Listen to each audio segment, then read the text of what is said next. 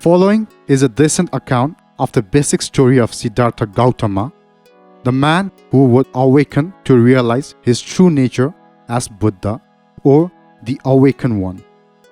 The details of Buddha's life are not considered factual, as his story wasn't recorded for hundreds of years after he passed on. Thus, many of the details are more legend than strict fact. No written records about Gautama were found from his lifetime or from the 1 or 2 centuries thereafter. But from the middle of 3rd century BCE, several edicts of Asoka the Great, an Indian emperor of the Mayura dynasty, who ruled almost all the Indian subcontinent from 268 to 232 BCE, mention the Buddha. And particularly, Asoka's Lumbini pillar inscription commemorates the emperor pilgrimage to Lumbini as Buddha's birthplace, calling him the Buddha Sakyamuni. Legends has it that one night Queen Maya is said to have dreamed of a white elephant that flew down from the sky and touched her right side with its trunk, and 10 months later, Siddhartha was born. It is said that he took 7 steps and lotus flowers sprang up in his footsteps. In ancient belief, the elephant symbolized wisdom, strength, intelligence, while the color white is linked with purity. As the Sakya tradition, when his mother Queen Maya became pregnant, she left Kapilvastu for her father's kingdom to give birth. However, her son is said to have born on the way at Lumbini in the garden beneath a sal tree. Around 563 BC, Siddhartha Gautama was born in Lumbini, Nepal, to his father King Suddhodana, ruler of Sakya tribe, and his mother Queen Maya Devi. The day of the Buddha's birth is widely celebrated in Nepal, Bangladesh, and India, as he is believed to have been born on a full moon day. According to later biographical legends, during the birth celebration, the hermit Sher Asita journeyed from his mountain Adobe, analyzed the child for the 32 marks of a great man, and then announced that he would either become a great king or a great religious leader. Suddhodana held a naming ceremony on the 5th day and invited 8 Brahmin scholars to read the future of the child. All gave similar prediction. The father gives his son the name of Siddhartha, meaning the one who obtains success and prosperity. His second name is Gautama, which is the name of the clan. His mother dies 7 days after the birth. The legendary biographies depict that his father wanted his son to become a great king instead of a great religious leader.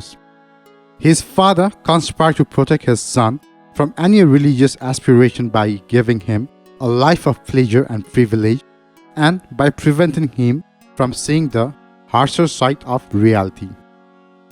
Siddhartha spent his childhood in the palace of his father at Kapilvastu, southern Nepal, where he is raised by his aunt Mahaprajapati until the age of 7. As a young boy, he learns the skill of a warrior, including the technical and athletical skills of man-to-man fight. Since his parents wanted a powerful ruler for their kingdom, they tried to prevent Siddhartha from seeing the unsatisfactory nature of the world. They surround him with every kind of pleasure. Around 547 BC, at the early age of 16, he marries his beautiful cousin Princess Yasodhara, who is of equal age.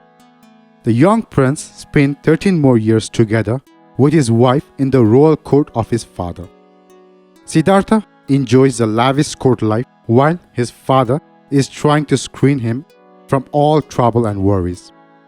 A son is born named Rahula while Siddhartha is in his late 20s. Suddenly, at age 29, he was confronted with impermanence and suffering. On a rare outing from his luxurious palace, he saw someone desperately sick.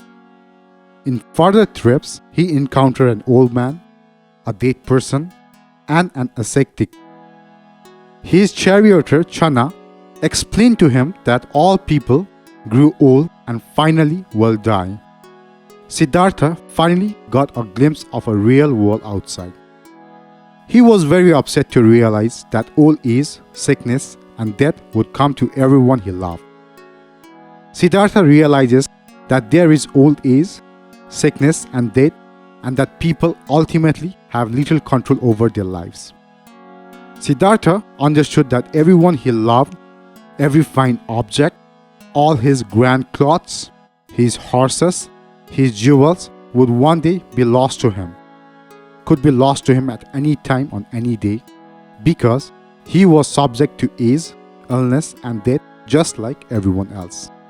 The idea of such tremendous loss was unbearable to him. Around 533 BC, Siddhartha gives his life as a prince and secretly leaves the court while everyone is asleep, leaving behind his son Rahula and wife Yasodhara.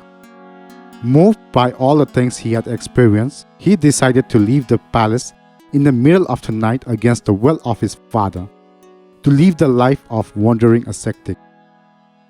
His comprehension of the world suggested that he could overcome all this suffering by meditation and becoming an ascetic, and thus he decided to leave the royal responsibilities and family to attain enlightenment.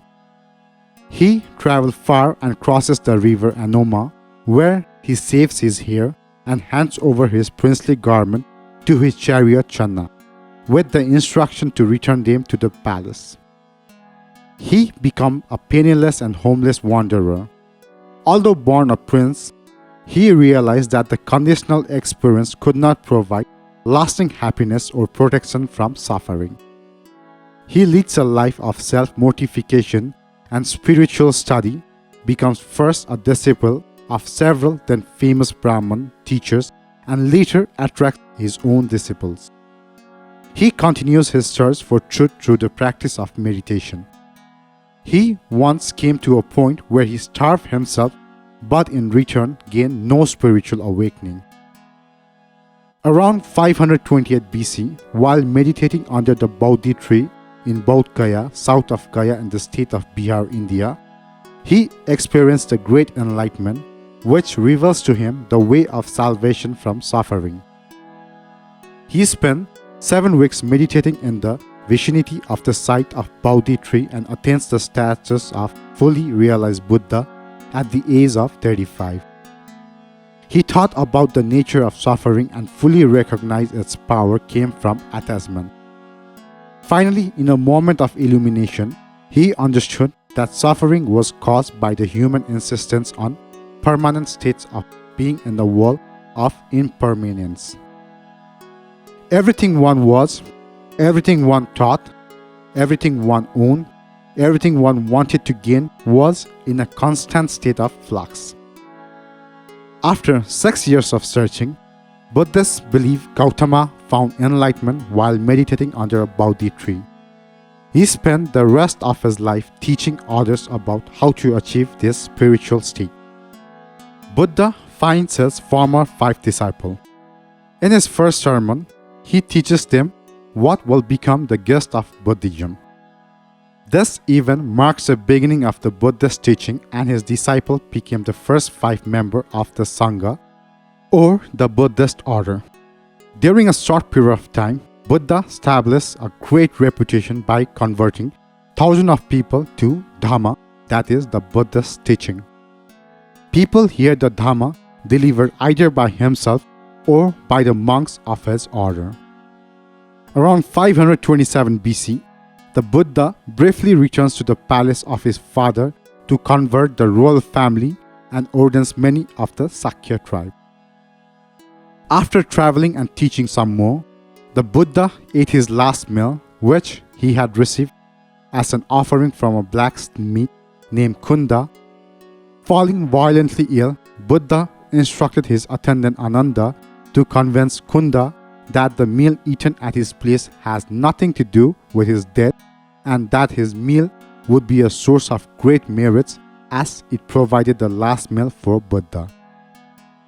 The Theravada traditionally generally believes that Buddha was offered some kind of pork, while the Mahayana tradition believes that the Buddha consumed some sort of truffle or other mushroom. This may reflect the different traditional views on Buddhist vegetarianism and the precepts for monks and nuns.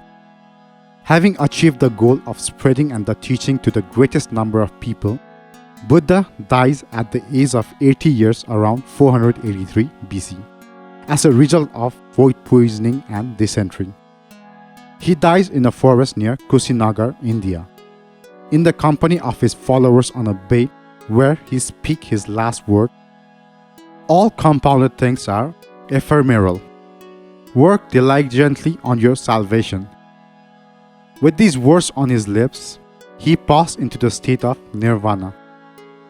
When Gautama passed away around 483 BC, his followers began to organize a religious movement. Buddha's teaching became the foundation for what would develop into Buddhism. Over the next few centuries, Buddhism began to spread around the world. The thoughts and philosophies of Buddhists became diverse, with some followers interpreting the ideas differently than others. It was understood that the human soul was immortal and the goal of life was to perform one's action in accordance with one's duty in order to break free from the cycle of rebirth and death and attain union with the Oversoul. It was also understood that the soul would be incarnated in physical bodies multiple times over and over until one finally attained this liberation. Followers of Buddhism don't acknowledge a supreme God or deity. They instead focus on achieving enlightenment, a state of inner peace and wisdom. When followers reach this spiritual icon, they are said to have experienced nirvana. The religion's founder, Buddha, is considered an extraordinary man but not God. The word Buddha means enlightened. Buddha's teachings are known as dharma.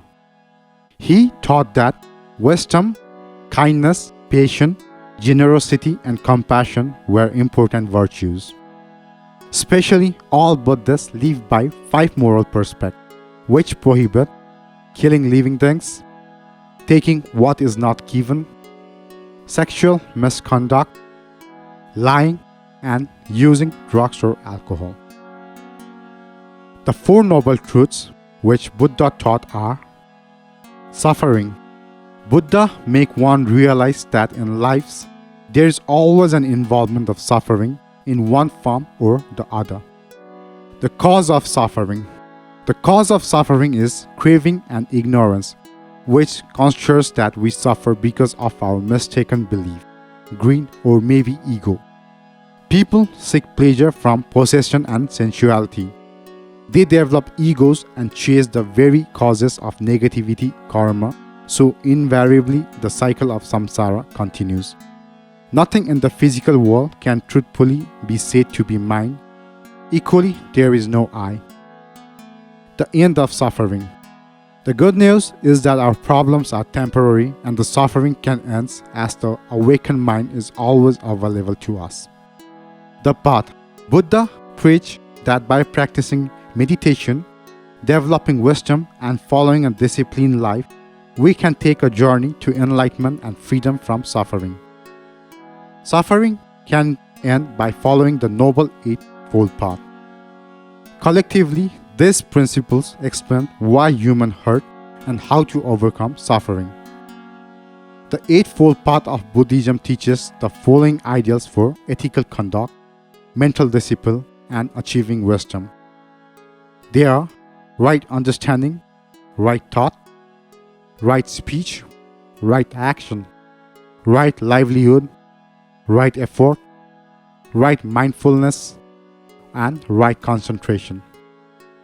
The Buddha founded an order of monks and nuns known as Sangha who have preserved his teaching down to present day. Thank you.